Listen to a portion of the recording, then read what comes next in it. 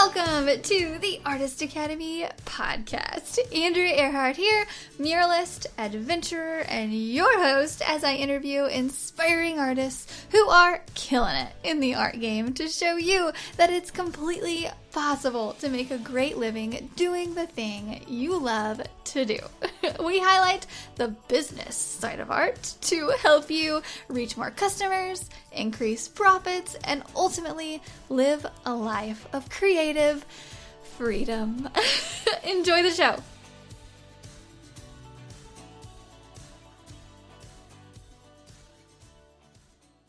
This week's episode features New York-based artist and educator Corinne Yancone.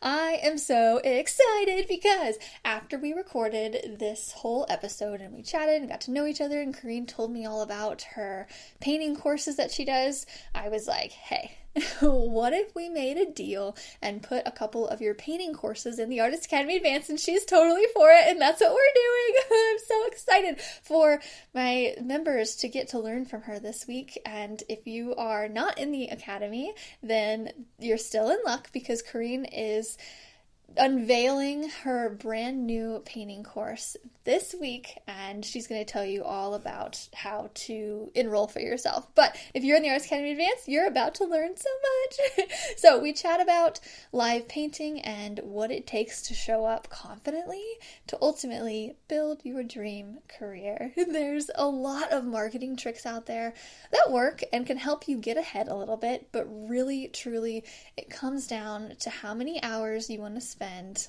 on your painting skills. Because to be completely honest, like if you are really good at painting, if you put in those hours and you've learned those techniques and all those skills of color and all of that, then marketing your amazing art will be so much easier.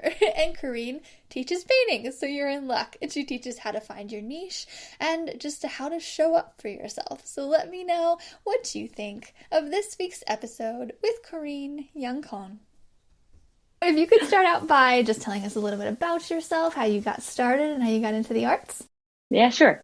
My name is Corinne Yancone. I am 27 years old. I got started in art. I feel like I would always consider myself a creative person. Ever since I was younger, I was always that kid, like creating at the art table for hours and hours. So that was me. And then my whole life, like I grew up dancing and just like painting. I loved it and never actually considered it an art career until my art teacher in high school recommended that I go to Rochester Institute of Technology to study illustration. And I never thought that was like a path that was okay to do because you always have that reoccurring thing in your head that says like artists don't make money. So once I realized that it was an option, I was like, oh yeah, I'm going for it. I went to Rochester Institute of Technology, got my BFA in illustration. And from there, I started my own business a junior year of college and got my name out through doing art shows and things like that. I started my own website out of college, and then social media became prevalent for me that at that time, like I just realized that I needed to up my game and start putting my work on social media. And it just took off from there. It's been slow and steady. It definitely hasn't been an easy journey just because I feel like it's that learning curve of growing your business and like just trying to market. Marketing as an entrepreneur has probably been the hardest part for me. But once you realize that like you are your brand and you're comfortable with yourself, like marketing is so fun. So true. Yeah. That is like the baseline of like how I got it started. But yeah. I love that. Okay, let's focus really quick on the beginning. Like what was the tipping point? And you said you did art shows, and I'm really interested in that because I've never really done a whole lot of art shows. And so I would love to hear more about that. Yeah, what I realized was that when I was doing the art shows, I was trying to fit in a niche that wasn't meant for me. So it was more of like I was creating like smaller paintings just so that and creating at a value that I thought I should have been creating at rather than going into fine art. So I was just creating like little things and making prints. And I found that like my prints that sold for $20 were like the perfect price for people to buy at. But I really wanted to create like big original paintings because that was where my heart was at. But it was more of like at smaller festivals locally in Rochester that I would participate in. And then I actually met my mentor, Eric Waugh, at one of the art shows that I was at. I was creating these original paintings that I knew that I couldn't sell for I didn't want to sell like big paintings for just like $50. That didn't feel right to me because you invest so much in your just in learning how to paint. So I was selling my original paintings for $1,000 at these art shows, and they were not selling. Like it was just, again, that was not my crowd that I needed to be in. Eric came up to me and he's an artist from Montreal. He does live paintings and a lot of like commercial art for a living. If you need to look him up, like you for sure need to because his work is really cool and graphic. But he created in a style that I wasn't used to. And I remember him coming up to me saying, he's like, "Oh, did you like sell this painting that said literally like $1,000 on it?" And I was like, "No." And he was like, "Oh, wow." And I'm like, yeah, I just felt when you're first starting out, you're a little bit embarrassed and like scared about pricing and all that. But we stayed connected and he helped give me opportunities in the art world. And he gave me an opportunity in 2017 to go on a cruise and paint live for audiences. And in order to train me for that, like we did everything mostly over the phone, but he encouraged me to go like paint at bars and restaurants and just go out of my comfort zone and paint live for people, which was like, I was stubborn at the time. I'm like, do I really have to do this? But I'm so glad that I did it because pushing your comfort zone is where it's at. Yeah. So once I did that for a month, I painted all over Europe. I painted landscapes of the different places that we traveled. Oh my gosh, that's so cool. The craziest thing ever. Yeah, it was really cool. But I knew that if I did that, it would totally catapult my drive as an artist. And it totally did. So once I came home, from that opportunity in Rochester, I started doing live paintings for weddings and events. And yeah. Sounds like a really fun journey to where you are now. Yeah. Wow. Definitely. Yeah, there's been a lot of things that I've done. Yeah. Like just trying to find my niche. And now here I am. Yeah, it's so inspiring because a lot of artists, especially in the beginning, they're so stuck on the niche thing. They want to find their niche so bad. And so just to talk to somebody like you tried, a bunch of different things, I assume, to find. Yeah, definitely. I'm working in acrylic right now, but coming out of art school, I worked in like watercolor, inks, pencils, mixed media. Like I tried all of the things. And once Eric started talking to me about impressionism and acrylics and all of that, I had worked in it. I actually did a lot of liquid, what is it? It's like liquid acrylics, like fluid acrylics. That was it. So I used to work in that. And once I realized like chunky paintings were like my thing, I was like, oh wow, this is super fun. And I got like a great reaction from my audience. And yeah, it just kickstarted all of my florals. So fun. Yeah. I love florals and I love just seeing your ones behind you. You have one that's half finished, right? That one, or is it? Actually, it's intentional. Yeah, no, it's all good. It's all good. It's a part of my infinite collection. I did this last year. It was like right before COVID came to the US and I was creating this big floral collection actually to display at my wedding. It was this whole big thing. I'm a COVID bride. I started creating this collection of paintings and it started evolving as COVID was basically just trying to ruin all of our plans. There's a really neat story behind all of this work. It's just the inner work displayed in florals, basically, of last year. So, yeah. You can find all of that on my website at castcreations.com. I have just my whole journey of painting, like the idea of my floral collection from start to finish, of being like, thinking it was just going to be this grand display at my wedding. And then as I was finishing the collection, the paintings became more of like a surrendering and an unraveling of this is my path, and painting all of that at the same time was just like the coolest thing I could possibly experience. And then I actually blogged about it on my website. Oh, fun.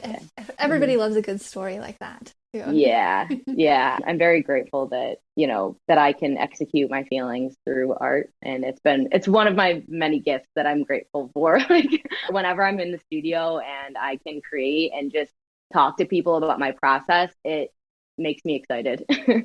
Yeah. And Yeah. so you seem like you'd be a good teacher. You teach too, right? Yes. So Yeah. you figured it out for yourself. So now you're teaching others. Tell us about that. Yes. Yes. Today's like the big day that I'm introducing my course. I haven't really talked about it too much, but the title of it is The Paint Coach. And I basically want to coach people how to paint. I find that a lot of people, and I know that you can relate when you're working and people are passing by and they always say, "Oh, I can't draw a stick figure," or "I wish I could do that." And I'm here to convince you that you can do it. It's just a discipline that you need to hone and keep working on. So the Paint Coach is a 5-week mentorship where it's an online course where I have 5 modules full of lessons and demos of honing your creative process, and you'll actually be creating a painting from start to finish while learning techniques that will help you always create from past the 5 weeks. Oh, fun. How can people learn more about that? Yeah, so if you go on my website at castcreations.com, there is you'll smack dab in the middle, there is a button that you could click to sign up for my email list, where you'll get more information about that very soon. So excited. Awesome. So how much time, and this is that I have for personal reasons too, because I also coach business, more art business, and so not as much painting. So actually we should talk maybe a little bit about maybe putting part of your course in the academy. I'll purchase it. Let's talk more about that, because I don't really teach a lot of so cool. I don't teach a lot of painting technique. I'm more of a let's make money type. So I'm always wanting to work with artists who love to do what you're doing, basically. But definitely, I would love to. Awesome. How much time do you spend teaching, and then how much time do you spend painting per day? Where is that mixed up? Yeah, painting per day, I'm gonna say at this moment, because I'm still doing course content and stuff like that, I would say a few hours a day teaching. For the actual course, you'll have full access to me. You'll always be able to email me throughout the 5 weeks, and then I'll be doing Facebook Lives where we get that one-on-one time together where I can answer your questions, and we'll be doing art critiques and things like that. But as far as me painting, it really depends on my schedule. So if I'm creating a work of a series of art, it could be I could just set out a whole day to paint, really. So it just depends on my schedule, honestly. Yeah. I'm sure you can relate to that. Most of it is business. A lot, they always say that business is 80% of your whole creative entrepreneur life, and it's 20% painting. Yeah, basically. Yeah, there's some days where I I'll have to do all the business stuff, and then I won't even get to paint until noon some days. I know. And then Mondays, it breaks my heart. I wish I could paint all day. Yeah. And then Monday is the day to do a lot of the teaching stuff, and then the rest of the days are more painting, but with a little mix of kind of everything else. Yes, it's literally a mix of everything. I love it. Awesome. Is there anything you want to talk about? Anything that you've really maybe mastered or have had a lot of experience with in your art business that other people might benefit from? You mentioned the art shows. I think that's really great. Yeah, the art show, oh my gosh. I haven't dug back into art shows for a while. I do them mostly in the summer, and I treat them as they're just fun for me now. It's less more of the business, I need to sell stuff. It's more of I love getting to interact with people, and for social media promotion, I love going to locations where people can watch me paint, watch this whole experience, and then record a time lapse, post it. So when I do my art shows, I mostly do, it's just for content creation. But I'm finding a lot that if you are going to invest in an art show, make sure that you have a nice business plan set up prior to that, because I know that some of them can be really expensive. So normally I don't invest in them because I know that's not my niche. If it's $50 to $100, that's not too bad. But if you're spending hundreds of dollars to go to these shows, make sure that you have your brand pretty established, I'd say. Yeah. That's really good advice, because I definitely learned that the hard way. Okay, yeah. So know what you're going to pitch them coming into it, and have your stuff together. It's not really a newbie kind of a thing. Yeah, they usually do. It's a juried show. So if you are going to enter it into a juried show, you need to show photos of your work and things like that. So it's nice to have a theme or a purpose for your work, and just business cards and stuff, just things like that. And a lot of it too, I feel like a mistake that I've made in my business is when you're first starting out, you think that you need like a lot of stuff. If I were to be selling prints, I tried to sell prints right off the bat and I bought hundreds of prints thinking like everyone's gonna love this, but like nobody did. And they did, like I got good feedback, but like you don't need 100 prints to buy and sell. Buy things in smaller quantities for sure. Yeah. Asking your audience definitely helps a lot. Just knowing who you're talking to and how you can serve your audience best is the way to go. Yeah, for sure. I have a quick story on that. I remember you saying the 100 prints. I remember back, it wasn't doing art, but I made like a calendar. It was like before I was doing art full time. We did a calendar and I had bought 1,500 of these calendars because you got a really, I believe it. Yeah, you got a really good deal. Or maybe it was 1,000. I don't know. It was 1,000 something, but you got a really good deal. They were like 10 cents a calendar or something. I was like, yeah, it's a deal. I can't not do it. And we had boxes left that we just couldn't sell. I agree. I still have boxes left of my early work. That's the funniest part, is that I was just so passionate about being a creative entrepreneur that I went all in. Like if you want to be a creative entrepreneur, you have to go all in, but definitely don't buy thousands of prints. Learning the hard way. Is there another? Just thinking on this subject, because this is one of the questions on there. Is there anything else you've learned the hard way? Yes. Yeah. I would say saying no to the things that don't serve you, for sure. I feel like I still do this now, and I catch myself like saying yes to things that don't necessarily like align with my brand, where you think, oh, I'll do this for exposure and things like that. If there are people out there who are going to pay you for being you and doing what you do, so don't offer it for free unless you think that it really aligns with your brand. I'm trying to think of a specific situation, but I frequently catch myself in that situation where I'm like, I don't know. Oh, yes, I can do that. I can do that. I can do all these things. But all of those things really stretch yourself thin, and they're more work for you, and they like chip away at your creative soul. Your creative soul needs to thrive, not like be stretched too thin. Yeah, I can totally relate. Just having so many things on the to-do list, I feel like it's never. And anytime anybody asks me to do something, it's like a decent opportunity. I'm like, and then I'm like, they're like, hey, we need this. I'm like, oh yeah, like, dang. Yeah, definitely. Like you definitely need to do what's best for your business too. I know that I love creating collections. Like I haven't created a big collection like this since last year, and that's where my heart feels the best, is when I'm doing artwork that I love that also resonates with my audience. But commissions are the best thing for my business right now, and it's so hard to like do what you want to do, but also oh my gosh, there's just so much. There is so much. Do you know what I'm getting at? Yeah, there is really so much.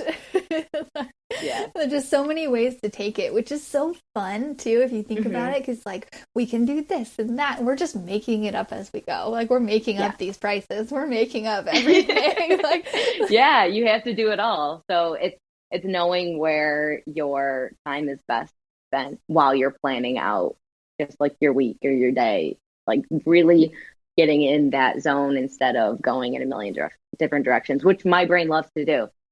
I have to reel myself back in almost every day. Yeah.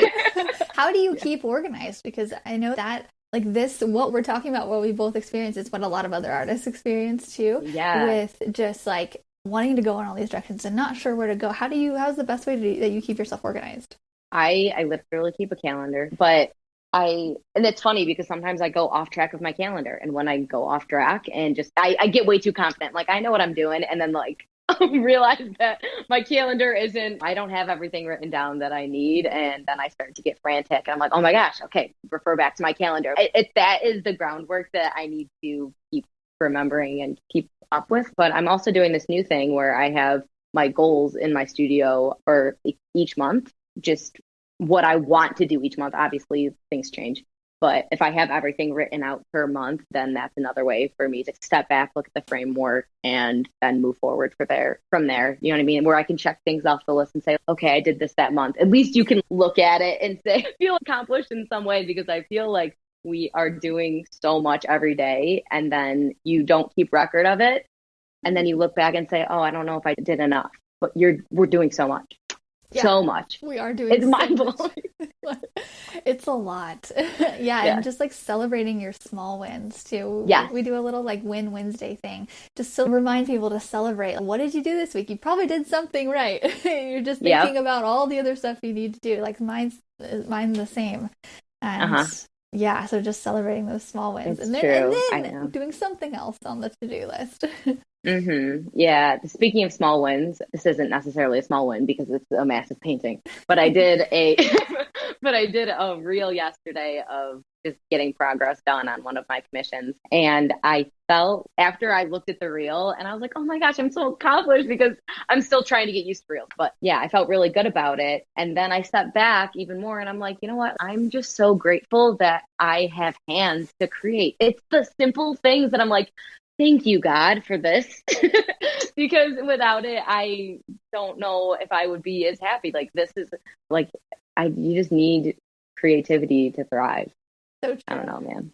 So just being thankful for the little things, really, and just putting it into perspective. A lot of the times, my friends, if you're around me, I'll probably say this a couple times a week. I'll be like, first world problems. Like, any problem that you have. Because like I went over to Africa a couple of years ago and volunteered there, and just the whole time and coming back, you're just like, it's a lot. And it's just, now I just think back to that and I'm like, they would love to have my problem that I'm too busy, or that I'm behind on this, or whatever. I know. It's tough to keep up with the shipping out all of these print orders that we're getting. Yeah, totally. Yeah, it's a lot of streamlining all the different things. It's the emails, it's the shipping, it's the making, it's the promoting. I could literally go on forever. Yeah, it's crazy cool. Yeah. So back on the confidence aspect. So I love how you went out and did a bit of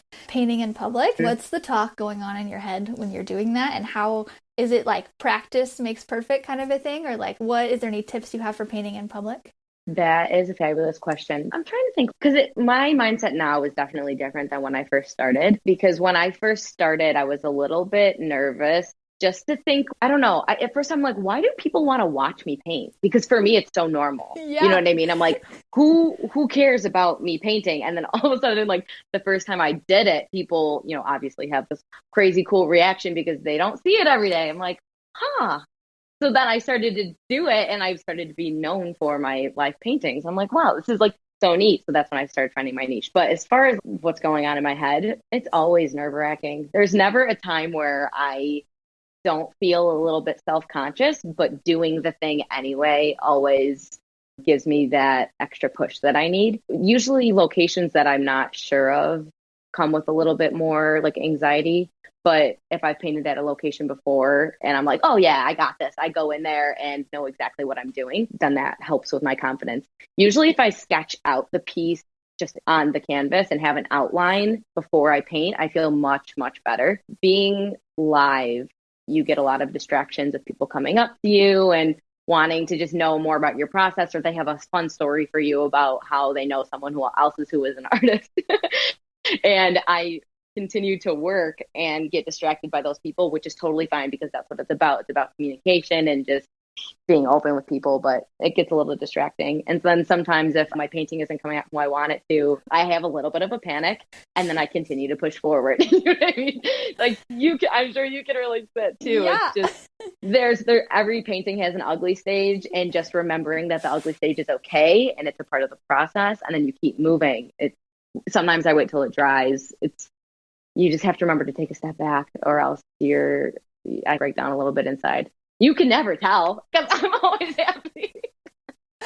But yeah, so I'm much more confident now too. When I go to weddings, like, I know the couple that I'll be painting for. I get there, I have an outline, like the room is right in front of me, so I'll be able to sketch it out on my page, or on my canvas. Yeah. it's good. I'm much more confident now than I was when I first started. But definitely getting out of your comfort zone is, I would highly recommend it. Any opportunity that you get to move out of your comfort zone is going to help you grow as an artist. And I can't express how important that is enough, because it's so good and it's what's going to help you get better, more confident, and just be able to do what we're doing right now is hard. So again, like just pushing yourself out of your comfort zone is what you need to do. Yeah. I have this weird like mental talk in my head where I know my next step that I need to get over. And I always think if I don't force myself to do it, then I'm not going to grow anymore in my art career. I'm like, if I do this thing, if I get used to talking on video, then it's going to help me grow. But if I don't do that, I'm going to stay at this level. And so I'm like, this is so uncomfortable. But I literally think, okay, the universe or whatever is not going to let you grow anymore if you don't do this. And really it's cause and effect too. Doing the things helps the growth. Yes, I totally agree. Oh my gosh. Yeah, I do that with my paintings too. If there's the parts of your painting that are really like they require some guts, or if I'm doing that live, it usually helps if I'm feeling good about it, where I'm like, oh, I'll just put a huge splash of whatever through this painting, and everyone from afar is like, oh no, and I'm like, oh, this is where I thrive. I don't know, it just makes you feel so empowered when you're in front of an audience and I don't know, you can just control the energy of the room. That's why painting feels so good now. Oh my gosh. Yeah. So how long are you usually painting for live painting? How long is it last? Yeah, it actually, the more that I've been painting live, the less time it's taken me. I have different packages depending on the amount of hours that I'm creating for. At first, I had the 4-hour package, which was like a luxury package, but now I can actually paint for 3 hours or under. So that is fun for me. Yeah. It's like speed painting. That's so fun. I totally cheat. When I do stuff like that, people are like, can you come live paint? I'm like, okay, but this is how I do it. I'll literally make a print and I'll just have the print there and I'll just be like hand embellishing it. So everybody thinks I did this thing, but nobody saw me start it. And if anybody asks, I'll tell them that. But then the majority of people don't ask. And so they're just oh my gosh, that's so interesting. Yeah. And then I just have them pay for the print plus like my hour of time that I'm up there before dinner while everybody is just watching. Yeah. Oh my gosh. Totally. So you're saying you sketch it out and you paint it there. I'm like, whoo, I'm sweating for you.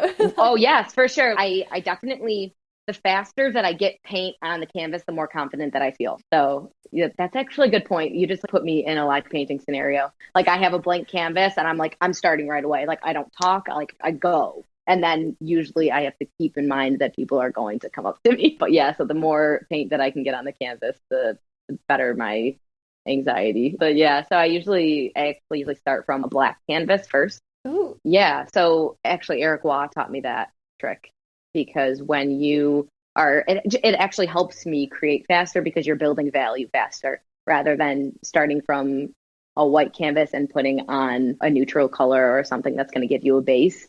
The black is already the base. So then you're working on top of it instead of building it from the ground up. Does that make sense? And I'm sure it'll look full already too, because white is so blank. And okay. Yeah, the black actually gives a lot of depth. I have a few paintings on my Instagram that have my process starting from a black canvas. Yeah, my Instagram is DAF_creations if you want to look that up. Yeah. There's a lot of my live painting work. And actually, if you look up the hashtag Rochester wedding art, you can look at all of my wedding paintings there too. Ooh, that's such a good industry to get into, because weddings in general, like they're not really worried about cost as much as normal, and I just think weddings is such a good area. How did you get started with that? So say somebody wants to get started with live painting, how do you suggest they do that? Painting for weddings or just live painting in general? Both. Okay. I would definitely, before you get into it, I would for sure recommend practicing. I just called like local breweries and reached out. It's always good because live paintings are entertainment. So if you do that for free and just say, hey, this is for my own self-benefit, I want to create like, I don't know, a flower tonight. So I was doing that like on a weekly basis. So I would recommend reaching out to someone local just to get your own practice. figure out your pricing, what you think you're worth for a certain amount of time, like an hour, a couple hours, however long it's going to take you to create a work of art. And then I actually did a wedding show to start out. So I just went out on a whim. I don't know. I just took a chance and went to an art show. And that was one of the ones that was like a higher price to enter into it. So I figured if my cost for one live painting is higher than what it's going to cost me to do the show, I'm going to go for it. So did that and gave a couple of my packages, sent out like all of these papers with my pricing on it. And I had one couple go for it. And I created actually at a winery for their wedding. And they were just like so sweet. It was like my perfect like first time to work with a wedding couple. They were so sweet. So that gave me a lot of confidence. And once I did my first one, it was pretty smooth sailing because the word got out. So like word of mouth for sure. Once you start live painting, more people want to see it. It's great because it's entertainment for the event, and the couple gets an original keepsake. It's so cool. Yeah. Oh, yeah. I love that. Okay, so you've just volunteered your first one? No, my first one, they paid more. They paid me for that. Oh, okay, yeah. So yeah, 100%. But as far as getting experience for live painting, I would recommend going like outside and just like doing it in front of an audience, or going to a bar or a restaurant or something like that, just to build your confidence. You need to have your confidence built up. I don't think that live painting is for the weary. You definitely got to be tough. Yeah. I love that. Okay. Yeah. So I hope people who are listening to this, like, just really take that advice, because I think this can be a really lucrative business. And I don't really know hardly anybody who does it in my town. And so I'm always like, man, this is such a good idea. Somebody just needs to do it. It is. It really is. There aren't a lot of people in Rochester doing it either. I think it's more for the bigger cities. Yeah. I've noticed, because I've seen so many people on Instagram doing it, but there's not a lot of people in my area or maybe your area. So definitely it's so much fun. I'm a dancer too, so I love to perform. And for me, it just gives you that adrenaline rush that it gives you the adrenaline rush that I need to feel like I'm performing. Okay. Yeah. Awesome. Okay. I have one more question for you, and then we can circle back to your painting class and all of that. But what is the advice that you would give to the artists who are just starting out and they want to make art their full-time career, but they don't even know where to start? Like, where's a good starting point? I would say do what makes you, like, I would say paint what makes you feel good. If you're painting something that you don't like or something that doesn't light you up, don't do it. You definitely need to. There's something to be said about doing things to make money, like painting to make money, like 100%. But if you don't have a style or something that makes you feel excited while you're creating in the studio, then you need to work on that. So like honing your style is one big thing. And I think you actually talk about that I looked on your website. Do you have something about that? About something about your niche or your style? We've done like a podcast episode over it. Nice. Choose the thing that people would say. It's so... Yeah, 100%. One thing that I learned from my mentor was your painting should reflect your personality. So if you don't feel like your painting is a reflection of you, don't be your artwork. Like, you shouldn't be your art, but definitely it should make a statement. And I actually talk about that in my painting course too. We not only go over how to paint, but actually how to paint from the heart. So figuring out your why is really important. And if you want to figure out your why, you need to join my art course. I will be your paint coach. Okay. Awesome. Okay. And let's chat a little bit right after this about maybe including part of that in the Artist Academy, so they can get like a little taste of it or something. Oh my gosh. That would be so incredible. Okay. I'd love that. Awesome. Okay. That is all I have for today. Thank you so much for coming on and talking with me. Thank you. It's been a blast. And then one more time, what is your website? So if people want to go join. It's cafcreations.com. So CAF Creations. Yes. And then my Instagram is CAF_creations. Awesome. Okay. Have a great day. I'll talk to you later. Thank you. You too. Bye-bye. This episode is sponsored by the Mural Master Program inside of the Artist Academy Advanced membership. This program is specifically designed to help you with every step of the mural process. From coming up with an idea, to finding a wall to paint it on, to pitching your ideas to businesses, and finally, of course, I teach you exactly how to paint large scale. Murals are a lot of fun and a great way to grow your art business. I know, because it has been one of the top ways that I've been able to grow my own art business as quickly as I have. With several years of experience as a muralist, I've dialed down the painting techniques, the proposals, the pitching, the whole bit. And now I've compiled it into one resource for you called the Mural Master Program. This is included inside of the Artist Academy Advanced membership, and I would love to invite you to join us by going to artistacademy.co, that is artistacademy.co, and click the link to see the Mural Master Program and learn more. If you've enjoyed this episode, don't forget to subscribe and leave a review. If you review our podcast and send a screenshot of that review to me on Instagram, I am Art by Andrea Earhart.